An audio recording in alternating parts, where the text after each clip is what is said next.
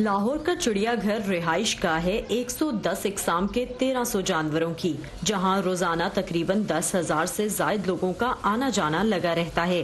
दूसरे बेजुबान जानवरों की मौजूदगी और सैकड़ों इंसानों की भीड़ में भी जो यहां खुद को तन्हा समझता है, उसका नाम जोजो है। जोजो 2006 में अपनी मादा के साथ अफ्रीका से लाहौर चिड़ियाघर आया था। मजबूत और सख्त जान दिखाई देने वाला नर गैंडा 2014 में मादा के चल बसने से अकेला रह गया। ऐसी ही कहानी लाहौर चिड़ियाघर की मादा दरियाई घोड़े रानी की भी है, जो 2015 में राजा की मौत के बाद तन्हा हो गई थी। हमारा hippo male near to death था, तो फीमेल इतना पॉजिटिव थी कि वो जाती थी, उसको उसके स्किन को लिक करती थी ताकि वो उसको जितना मैक्सिमम जो है वो बचा सके।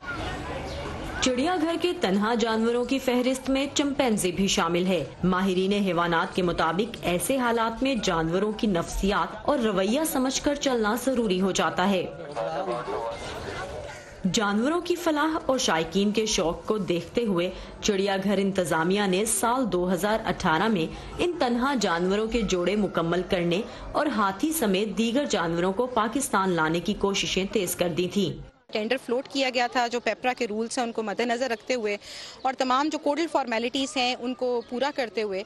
अब ये चूँकि एक ज़रा लेंथी प्रोसेस होता है जिसमें हमारे यहाँ से सर्टेन जो हैं वो एनओसीज़ और परमिट्स रिक्वायर होते हैं, जहाँ से हमने मंगवाना है जानवर वहाँ से ये चीज़ें रिक्वायर होती हैं।